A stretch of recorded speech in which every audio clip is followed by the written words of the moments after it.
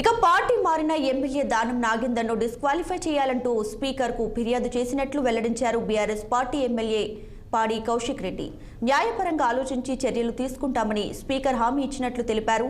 ఆనాడు దానంపై తీవ్ర విమర్శలు చేసిన రేవంత్ రెడ్డి పార్టీలోకి తీసుకోవడం వెనుక మతలబేంటని ప్రశ్నించారు. తాము గేట్లు తెరిస్తే కాంగ్రెస్ పార్టీలో ఒక్కరు కూడా మిగిలరని, హస్తం పార్టీ మొత్తం ఖాళీ అవుతుందంటూ కౌంటర్ ఇచ్చిన పాడి కౌశిక్ రెడ్డితో మా political bureau chief Ram face to face. Party MLA దానం నాగేందర్పై చర్యలు తీసుకోవాలంటూ కొద్దిసేపటి క్రితమే స్పీకర్ గడ్డం ప్రసాద్ కుమార్ను బీఆర్ఎస్ ఎమ్మెల్యేలు కలిశారు. మనతో మాట్లాడడానికి ఈ విషయంపై ఎమ్మెల్యే పాడి కౌశిక్ రెడ్డి మనతో ఉన్నారు. చెప్పండి, నాగేందర్ పైన ఏం చర్యలు తీసుకోమని కోరారు? స్పీకర్ ఏమన్నారు?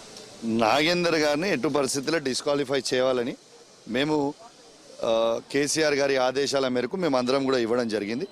ఖచ్చితంగా దానం నాగేందర్ గారిని డిస్క్వాలిఫై ఎటు పరిస్థితుల్లో చేస్తారు, చేయబోతారు, ఇది గ్యారెంటీ. నిన్న ముఖ్యమంత్రి రేవంత్ రెడ్డి మాట్లాడుతూ స్పష్టంగా చెప్పాడు, ఇవాళ నేను ఒక గేట్ ఎత్తాను, ఇంకా చాలా గేట్లు ఎత్తాల్సి ఉంది. అంటే కాంగ్రెస్ ప్రభుత్వం పడిపోతుంది అని చెప్పి కామెంట్ చేయడం వల్ల నేను ఇలాంటి చర్యలకు పూనుకోవాల్సి వస్తుందని చెప్పి స్పష్టంగా చెప్పడం జరిగింది. మీకు ఒకటే చెప్పినాం, మేము బీఆర్ఎస్ పార్టీగా నువ్వు 5 ఏళ్ళు ఉండాలని మేము కోరుకుంటున్నాం. 5 ఏళ్ళు నువ్వు అద్భుతంగా నడుపుకో, మాకు అభ్యంతరం లేదు. మీ కాంగ్రెస్ పార్టీలో నల్గొండ బాంబో ఖమ్మం బాంబో పేలితే నువ్వు చూసుకో, మాకేం సంబంధం మీ పార్టీ సంగతి. నువ్వు గేట్లు తెరిచినా అని బాగా విర్ర వీగుతున్నావు బిడ్డ.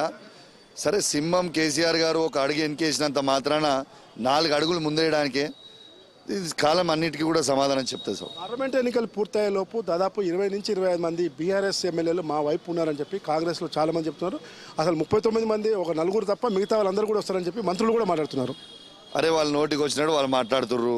మా పార్టీలో ఉన్న వాళ్ళు ఎవరు కూడా టచ్లో లేరు. 100% అందరు కేసీఆర్ నాయకత్వంలో ఉన్నారు, కేసీఆర్ గారితోనే ఉన్నారు.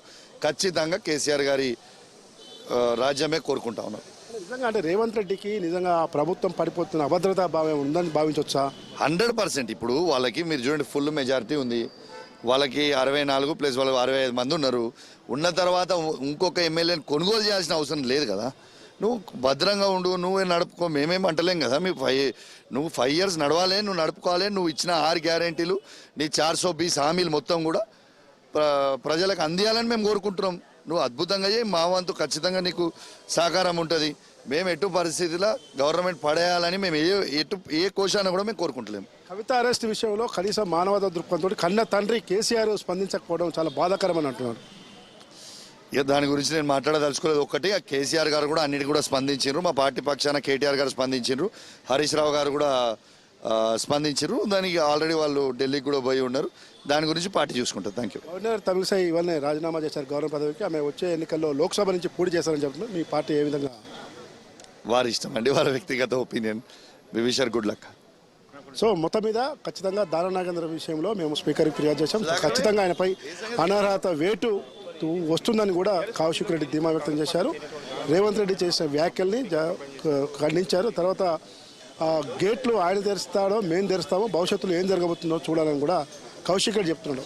శ్రీరామ్తో రాములు, 6 TV న్యూస్, హైదరాబాద్.